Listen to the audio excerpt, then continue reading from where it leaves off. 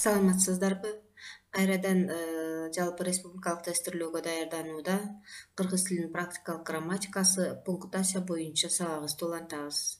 Пунктуация боюнча бүгүн 3-сабагыбызга келип отурабыз. Демек, дагы кайсы тыныш белгилери бар, алар кандай учурда коюлат жана тыныш белгилерди коюу боюнча суроолор кандай түрдө кездешет? Мына ошого токтолобуз.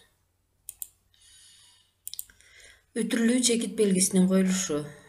Демек, чекит жана үтүр. Муну биз үтүрлүү чекит белгиси деп атап жүрөбүз. Кандай учурларда коюлат?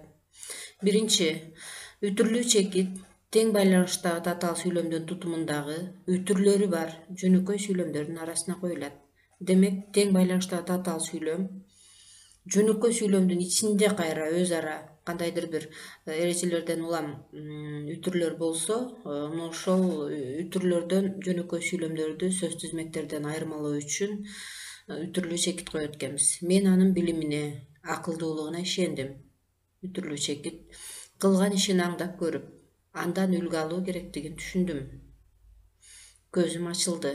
Бул жерде көрүп атасыңар, ар бир жөнөкөй сүйлөмдө бир нече сөз тизмектери келип, алар үтүр менен ажыратып калып атат. Эгерде биз ишендим дегенден кийин жана керектигин түшүндүм дегенден кийин жөнөкөй сүйлөмдөрдүн арасына дагы үтүр белгисин коюп койсок, бул жөнөкөй сүйлөм кайсы дагы, сөз тизмектери кайсы айырмалоо оорураак болуп калмак. Мына ошол себептен биз үтүрлүү чекит белгисин коебуз.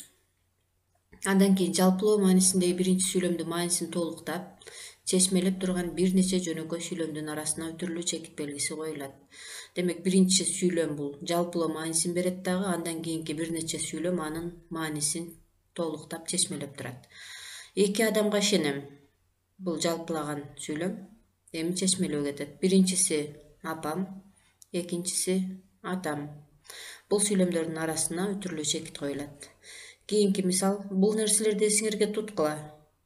Алгач атанын акыл сөздөрүн, андан соң апанын көрсөткөн үлгүлөрүн. Көрүнүп тургандай, мындай учурда биз үтүрлүү чекитти колдонобуз. Үтүрлүү чекит белгисинин колдонушу эки учурун карадык. Ал эми азыр болсо КШ белгисинин коюлушуна токтолобуз. Биринчи, толуктоо максатын көздөгөн сүйлөм же сөз. Мисалы, Кеки келип кетти деп туруп, кайра кашанын ичинде Кенжебек деп Кеки деген сөзгө толуктоо, чечмелөө киргизип атабыз. Андан кийин борбордо митинг болуп өттү.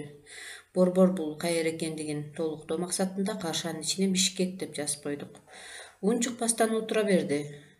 Бул жерде дагы ойду толуктоо үчүн укмаксан болуп, демек ойго кошулбай, унчукпай отура берди деген ойду берүү максатында кашанын ичине сөздү жазып коебуз.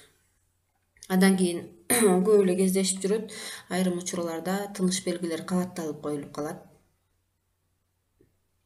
Тыныш белгилердин кабаттап коюлушунун 3 учуру бар. Жакшылап көңүл бурабыз. Биринчи, суроо белгиси жана кошулат илеп белгиси. Демек, биринчи суроо келет, андан соң илеп белгиси.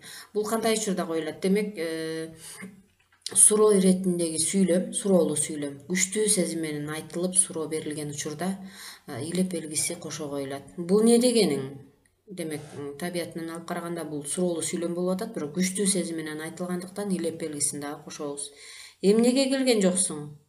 Бул дагы жогорудагыдай эле суроолуу сүйлөм күчтүү сезим менен айтылды, илеп белгиси коюлат. Бүттүңбү? Сүйлөмдүн көрүнүп турат. Демек, суроолуу сүйлөм күчтүү интонацияны талап кылат. Андан кийинки кабатталып келген учуру бул илеп белгиси жана көп чекит.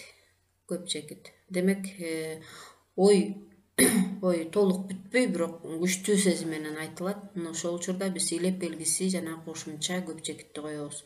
Тез кел. Демек, тез кел деп туруп кандайдыр бир маалымат берилет, бирок маалымат бул жерде берилбей калды. Ошол себептүү илеп белгиси, анан көп чекит, ойдун бүтпөй калгандыгы. Эх, аттиң. Демек, бул суктануу же болбосо өкүнүүнү, сезимдерин билдирген сырдык сөздөр күчтүү сезим менен айтылып атат. Андан ары ой бүткөн жок, ошол себептүү көп чекит коюлду. Тыныш белгилердин кабатталып коюлушунун үчүнчү учуру бул суроо жана көп чекит. Суроо белгиси жана көп чекит. Демек, суроолуу сүйлөм ой суроо иретинде кетет дагы, бирок толук айтылбай калат. Айтайын деген оюн толук айтпай, суроо иретинде берип калган учурда бара берейинби? Суроо берилди жана көп чекит, ой бүткөн жок. Демек, же барбай эле коеюнбу деген сөз калып калды. Мен эртең келбей койсом болобу? Суроо көп чекит. Же болбойбу деген сөз наракта ой толук бүтпөгөндүктөн көп чекит аркылуу берилип атат.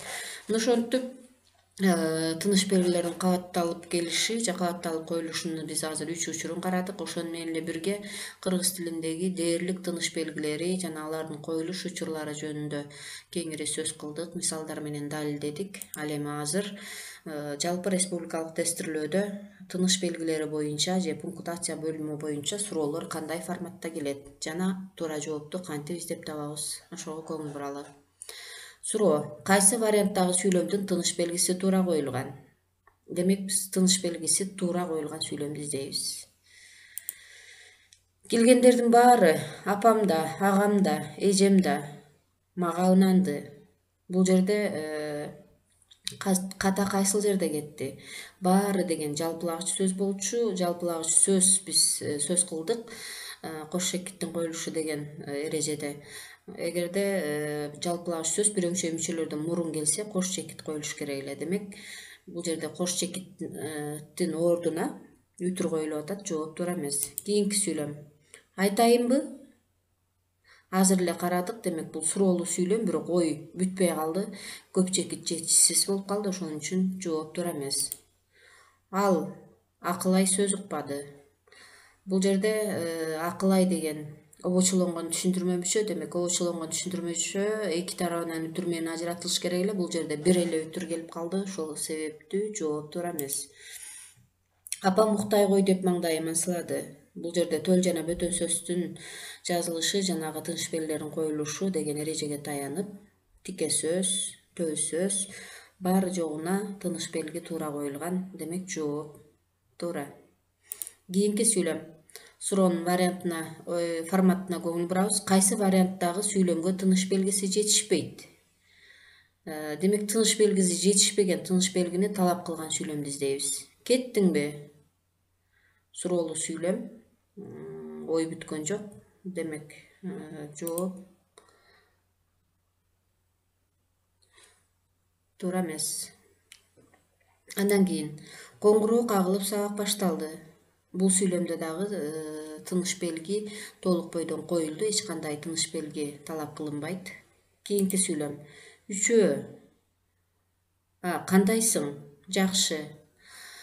Бул жерде кайсы тыныш белги жетишпейт жакшылап карайбыз, себеби тыныш белги жетишпеген туура вариант катары ушул вариантты берип атат. Бул жерде сүйлөмдөр диалог формасында кетип атат. Демек, сызыкча коюлуш керек эле. Ар бир сүйлөмдүн башында сызыкча белгиси коюлуш керек эле. Сызыкча белгиси жок. Демек, дал ушул варианттагы сүйлөмгө тыныш белгиси жетишпейт. Ал эми кийинки сүйлөмдөрдү карайлы. Мынакей үчөө, кош чекит, бакыт, акыл, керим бирөңчөй мүчөлөр келип кетишти. Кеттиңби? Коңгуроо кагылып сабак башталды. Үчөө, бакыт, акыл, керим кетип кетишти деген варианттарда тыныш белгиси толук кандуу коюлган. Бир гана кандайсың? Жакшы деген вариантта тыныш белги жетишпейт. Кийинки суроого көңүл бурабыз. Сүйлөмдөгү асты сызылган сөздөн кийин кайсыл тыныш белгиси коюлат? Балдар, көңүл бургула. Демек, балдар деген сөз асты сызылып атат. Мына ушундан кийин кайсы тыныш белги койсок болот? Карайбыз. Сызыкча. Сызыкчанын коюлуу эрежелерин караганбыз. Бул жерде сызыкча келе турган эч кандай жагдай жок. Ошол себептүү жооп туура эмес. Кийинки суроо белгиси. Бул жерде эч кандай суроо интонациясы жок. Демек, бул жооп да туура эмес. Үтүр белгиси. Үтүр белгиси коюлуш керек эле. Бирок карап көргүлө, балдар деп үтүр коюп туруп, кайра биз сүйлөмдүн жарым бөлүгүн баштамга менен баштабайбыз. Ошол себептүү бул дагы туура эмес келип калды. Негизинде эрежеге таянсак, өзү каратма сөз, бул балдар деген каратма сөз сүйлөмдө үтүр менен ажыратылат. каратма сөздөн кийин же өзүнө мурун же эки тарабынан үтүр коюлат деген учур бар. Бирок азыр эле айтып өттүк, эгерде үтүр коюлган болсо сүйлөмдүн кийинки бөлүгү баштамга менен башталбаш керек болчу. Демек бул жерде илеп белгиси коюлат. Балдар деген каратма сөз күчтүү сезим менен айтылып илеп белгиси коюлат дагы сүйлөмдүн кийинки бөлүгү кайрадан баштамга менен башталып жазылат.